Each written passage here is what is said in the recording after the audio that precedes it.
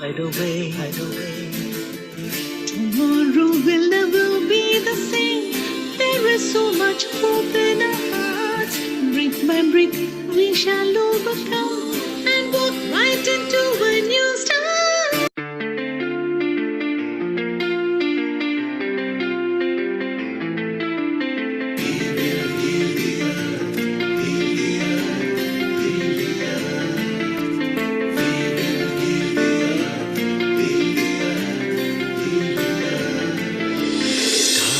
They can tell you stories which are brighter than yesterday. The streets have never been so quiet. The squirrels found a new hideaway. Tomorrow will never be the same. There is so much hope in our hearts. Brick by brick, we shall overcome and walk right into a new start.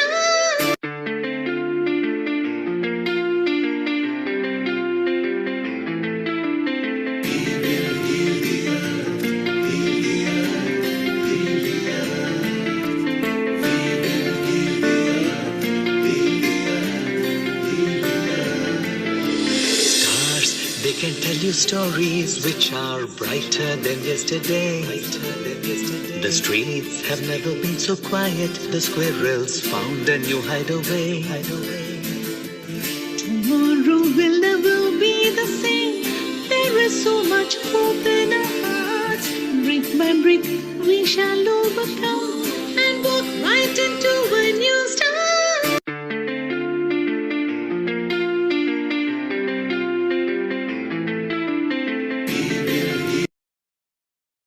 10, 9, 8, 7, 6, 5, 4, 3, 2, 1.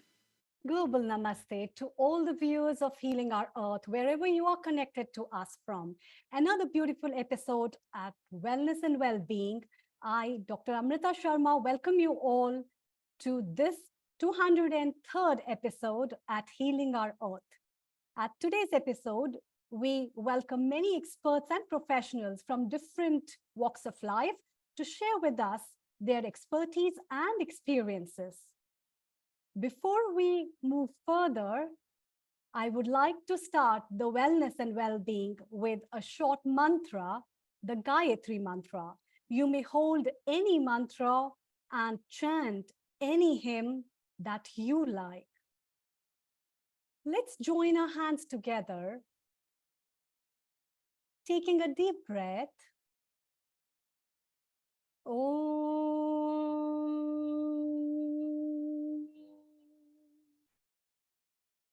Om Bhurbhuvah Swaha Tatsaviturvarenyam Bhargo Devasya Dhimahi Dhiyo yo na prachodayat.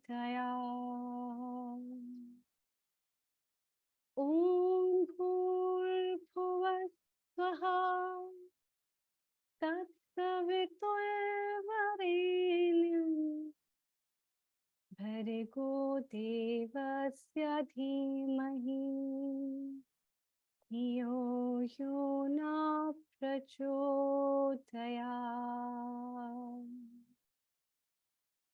Om Bhurbhuvah Swaha Tatsaviturvarenyam Bhargo Devasya Dhimahi Dhiyo yo na prachodayat.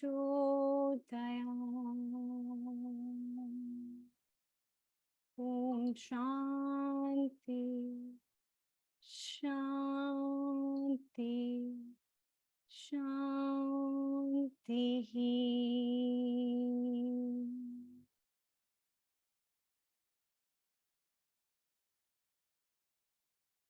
Welcome back. As we move into the journey of life, sometimes well-being and wellness has taken a seat back. And through this episode, we bring experts and professionals that talk about vivid therapies, and techniques to remind us about our wellness and well-being so that we can stay happy, healthy, not only physically, but mentally and spiritually. So let's dive into it. Thank you, Dr. Anaya, for joining us. And please stay around. And from here, we move from India to UK, where we have Katrina Zavavi with us. She is a wonderful yoga teacher, and she has gained her MA in autism in 2017. And having pursued her career in education, she was inspired for her years of yogic practices to study yoga as a teacher. With this, she wanted to focus on helping people on autism spectrum through yoga, particularly Kundalini yoga for mental health. On her journey, Katrina learned how the chakras profoundly affect the mental health like nothing else. And her passion is sharing this awareness with others, particularly people who need support in mental health. And here we have Katrina, who will be talking to us about the chakras and mental health. So Katrina, can you please tell our viewers what is the concept of chakras, where it has come from, what is chakra, and what they should know about, and how they can heal their mental health and work on it after knowing about the chakras. Over to you. Thank you. Okay, thank you very much, Dr. Amrita. First of all, namaste to everyone who's listening around the world. Okay, so that's a lot of questions there. So the chakras, for me, it all came about when I was doing my practice, my own yoga practice. I learned about the chakras through Kundalini yoga. And first of all, I thought, oh, they're just interesting parts of the energetic system, which I didn't really know that they were connected to the energetic system to begin with. They are the energetic system. And you can even look up the chakras on the science side. Like if you look up Dr. Joe Dispenza, you'll learn a lot about the energetic system, which pretty much is the chakras. And I didn't really know about this until my study of yoga. And I think everybody needs to learn about it, because it's basically, from my understanding, it's the connection of emotions to the physical body. So from what I get from it, from my own experience and how it's helped me, when you have issues with the chakras, so say for instance, someone says something really, really horrible to you, you have this thumping feeling in the heart. And so that's like, it's kind of like your body saying, right, that's the heart chakra. It's telling you something's wrong. You're experiencing pain. You might have heartache, or you might experience grief, sadness, and then it goes to your stomach, and then that's the anxiety, the butterflies in your tummy. And then I've learned that that's the solar plexus chakra, and then that can even lead to physical ailments such as IBS, constipation. And so as I was growing up as a kid, I suffered a lot of anxiety because I grew up with two different backgrounds. My mum is from the UK, my father's Malaysian. So trying to make sense of two different parts of the world was very confusing. So my emotions were all over the place. And then when I came to study about the chakras, I learned that, oh my gosh, I did have all these challenges. I held a lot of fear, which is in the Muladhara, the root chakra. And I had a lot of lower back issues, and a lot of this cleared up when I was doing more and more yoga. So Dr. Amrita, I'm going to have to ask you again what your last few questions were, because I probably can't remember it. So what the chakras are and how do they affect our mental well-being? Okay, yeah. So the chakras, they are your energetic system. So we have 7 that we're aware of. I have this chart behind me.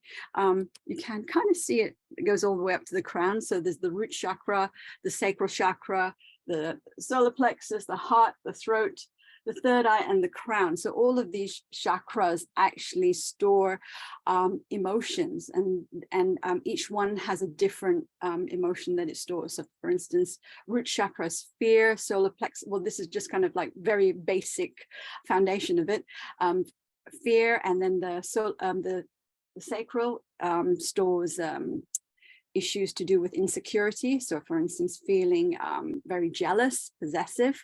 Solar plexus is responsible for your motivation, gut instinct, getting things done.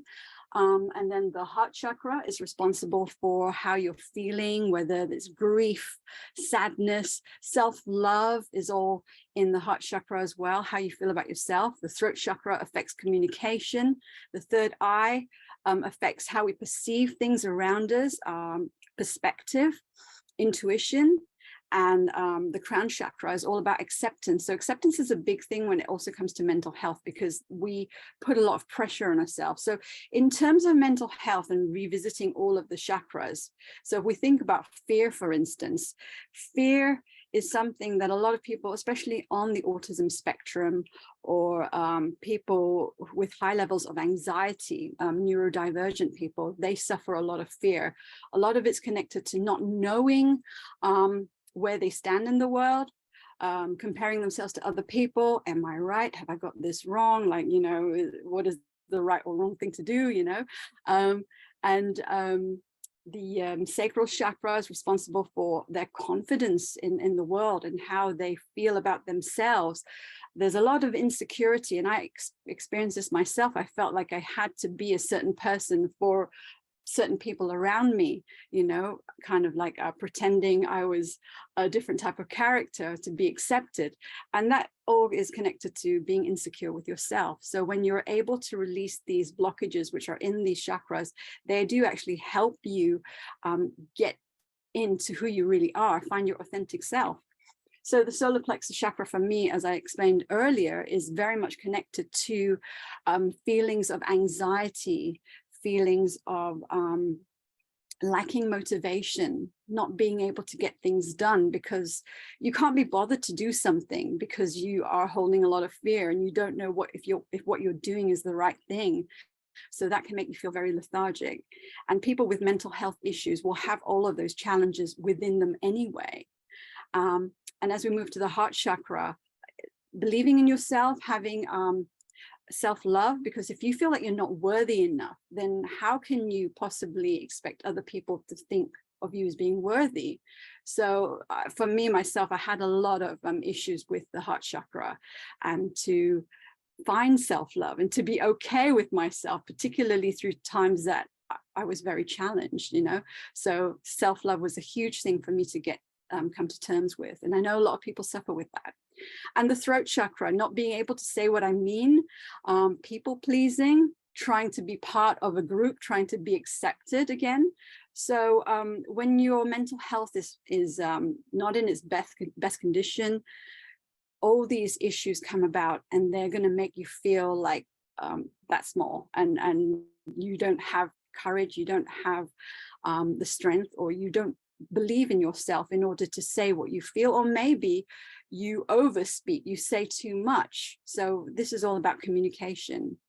And again, perspective is then affected by all of the chakras, you know. So again, this is very much connected to mental health. So in my experience, when I have been working, because I'm a Kundalini yoga teacher and I do a lot of one-to-one work with my clients, but I also do group class as well. And when we work through the chakras, through Kundalini yoga, doing kriyas, pranayama, breathing techniques, meditations, all of these things help them release the blockages in those chakras. And I do get a lot of feedback from people telling me that, oh, wow, I've managed to book the holiday that I've always wanted to. I'm not scared anymore. I've managed to leave my ex-husband, you know, who I was terrified of, and things like that. And for me, myself, I've managed to walk away from toxic relationships, which is a big thing for me, because I've always been a people pleaser growing up, because, you know, I didn't want to offend anyone. I wanted to make sure I was doing the right thing. But at the end of the day, your mental health is impacted by that. And I was just so shocked to learn how the chakras made a massive impact in that journey. And it seems to be evidence for other people going through the same sort of thing as well, so that their mental health is improving. Maybe not immediately, but things are opening up for them. They're realizing certain things that they don't need to worry about anymore. Feeling brave, being able to clear a room that they weren't able to clear before because the solar plexus chakra has cleared, things like that. So it's just little things, but sometimes for some people they're big things. Like I had a client, she's on the autism spectrum, and she says her ears are clearing up for her, and she's had ear problems since she was very young, and now she says that her face is unblocked itself, and she's got more movement in her jaw, which she didn't have before, and she had like jaw ache and problems with her eyes not opening up properly. So all these things are happening for her, and some people are saying that, oh, I didn't know I was like that. And it's like they're coming to terms and making sense with who they really are, and it's really exciting to see. So yeah, it's the chakras are something that everybody should know about, and I wish I knew about it growing up, because it would have changed my life totally.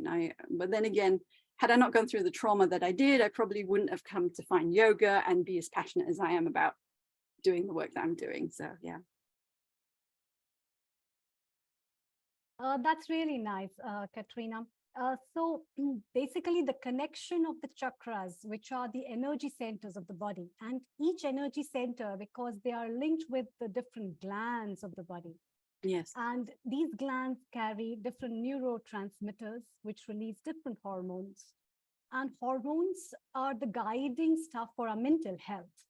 The way we think, the way we perceive, the way our senses perceive the things, our mind reacts to that. And when it reacts, it releases certain hormones due to which we feel fearful, we feel confident, we feel expressive, we are under-expressive, and we have a variety of people with different personalities. And I think it is important to know about the spiritual existence of these chakras, because they indirectly help an individual to know about the energies that you individually hold. What are your, it can help you in SWOT analysis of yourself. So it can help you to guide about your strengths, your weaknesses, what opportunities you have, and what is resilient for you, and what kind of things threaten you in life.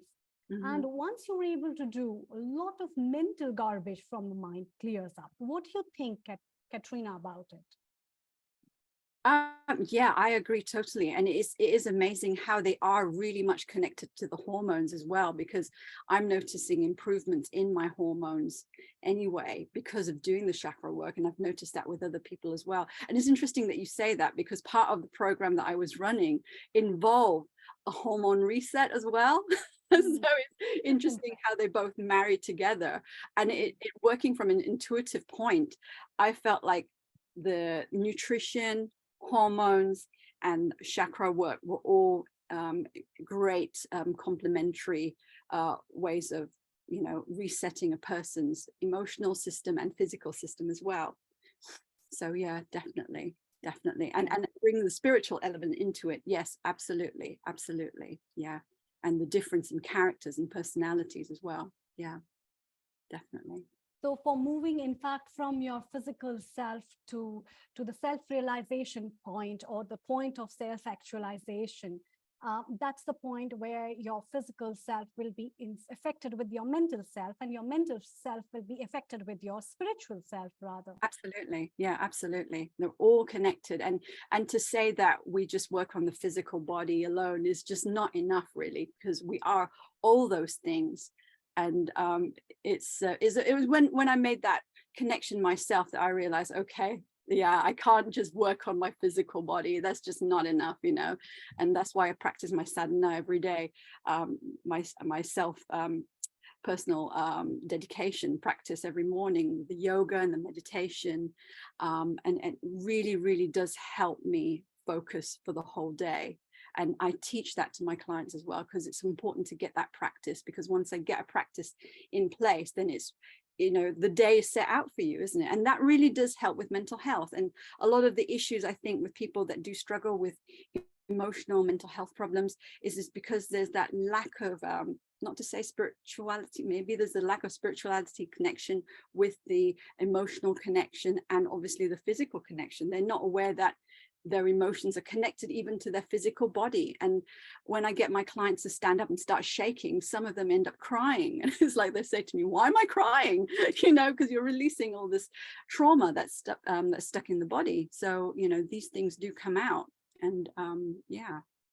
So, Katrina, can you tell our viewers about simple tips of how we can heal our chakras? Like, what all things are necessary? What basic things then can they do in their life, like in terms of diet or terms of yoga, or because every chakra has its own syllable as mantras? What all thing they can do? Over to you. Thank you. Okay. Yeah, there I have a lot of stuff that they can do. A lot of So you stuff. can just tell few tips before we Yeah, wind okay. up. Yes, A few thank you. tips, right? Okay. Well, the things that are most important really is about, well, for me, I find having a really good shake when you're feeling really stuck in the head, trapped, like the body feels stuck. Just stop everything you're doing and just shake for 10 minutes, and then allow it to stand, allow yourself to sit or whatever feels comfortable for you, and settle. Give yourself at least 2 minutes to sit down or stand and allow the vibrations to resonate in the body and see what comes up. And sometimes you may be driven to do something, like perhaps your body's telling you, I need to drink more water, or I need to go for a walk, or I need to do something, and then just follow that. So I really believe in doing things intuitively rather than following a strategic, method of doing things. And the shaking is a great way to access that and to really, really get into it. Meditation is amazing, but I understand it's very, very difficult for a lot of people to get into, as it was for me. You need to maybe start with something very simple, something very easy. If you find that 5 minutes is even too hard because your mind goes elsewhere, and it is going to, start with 1 minute, 30 seconds. The idea is to tap into our breathing in, breathing out, and just focus on that. Get the alarm set, and maybe do that first thing in the morning before your mind has awoken to doing anything else. Leave the phone aside, apart from setting your timer.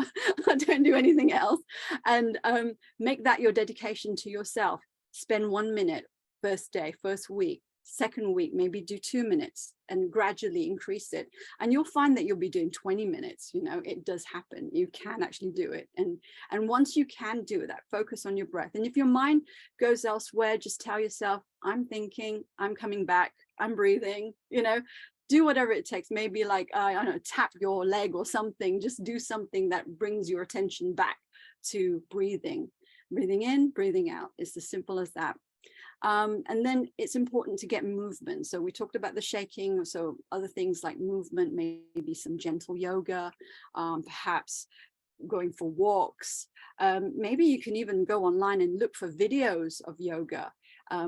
Very simple movements. I know there are great teachers out there. You just need to go on YouTube and you can find them. I also highly recommend Kundalini Yoga, because what it does is that it really opens up your energetic centers, your chakras, and it really awakens the whole system. It's very intense. And the difference between, say, Hatha, Vinyasa, other forms of yoga, and Kundalini Yoga is that the Kundalini Yoga really focuses on the energetic system. It really awakens you. The Kriyas, which are the movements with breath work and meditation, they're over minutes rather than focusing on holding a pose. So, and it's accessible to anyone, and anyone can do it. So you just have to try it, maybe do it for 1 minute, slowly increase it. And there are a lot of teachers online that you can have a look and see what is out there that resonates for you. I think my number one advice to anyone is, whatever you do, make sure it resonates with yourself, because there's no point trying something that you find that, oh, I can't do this, this is not for me. Keep looking, don't give up. There are other things that are out there. And most importantly, do something that you love, enjoy. Joy brings gratitude, and gratitude then gets rid of all the fear stuff, and that in itself will also help you find more alignment in your body, in your mind, and in your mental health. Yeah, that's so true. In fact, enjoyment is one of the very important keys of mental health. Where do you find the line of satisfaction? We had Dr. Anay, who had been talking about these kind of key things, which even Ayurveda talks about.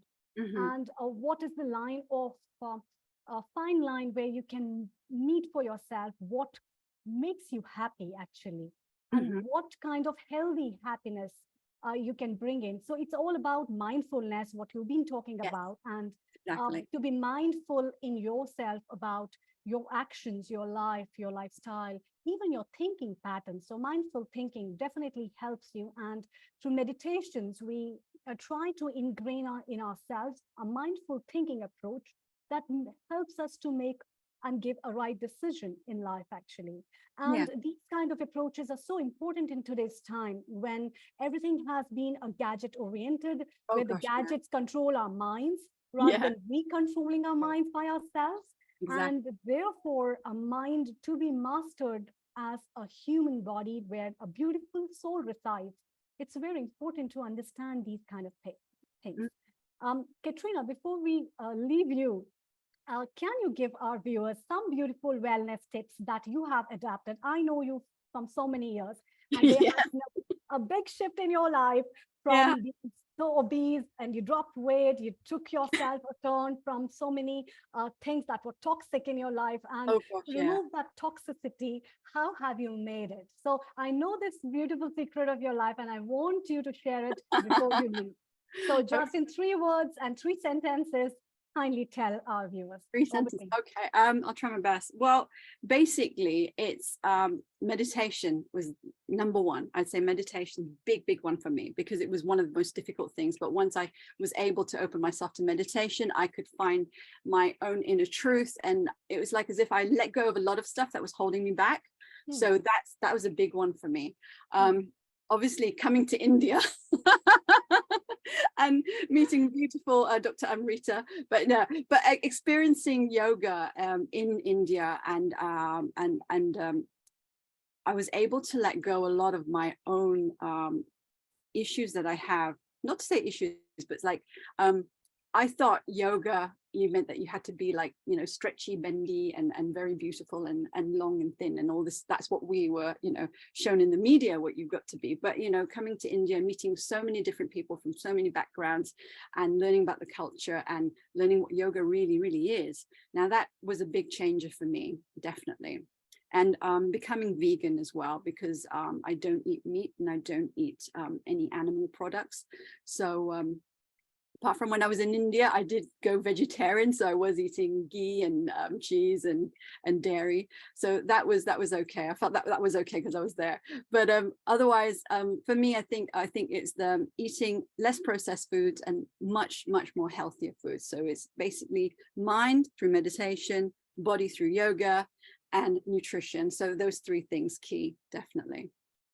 Yeah. Wow, that's beautiful. So meditation, yoga, and a wonderful diet for yourself, which is pretty healthy, less processed, a Exactly. plant-based diet full of Yes. prana that can keep your prana up and that can imbibe in you the energy of sattva, the purity of life that ingrains the beauty of happiness and the wisdom which you hold to share it with people around the globe. I'm So honored. thank you. That was so nice. Thank you so much, Katrina. Thank you Before for we having move, me. please stay around. Will Before do. we move to USA, where we have Dr. Vandana with her team, we are going to talk about our future events that we are going to have at our Healing Our Earth. And these future events will be on the Sundays where we have the Janamashtami special. We are celebrating Lord Krishna's birthday, and it's on 3rd of September at 2 p.m. BST. So embrace the divine melody and join us for this free global online episode of Janamashtami, where we'll be celebrating Lord Krishna's and the spiritual vibes. And then the following week, the next Sunday, that is the 10th of September 2023, we are having the Ayurveda special episode where we'll be talking about the deep core benefits of Ayurveda, which will be dealt with many other aspects of Ayurveda from loads of our experts who have their excel and experience in Ayurveda to share with us at Healing Our Earth. So with these episodes, let's move on from UK to USA.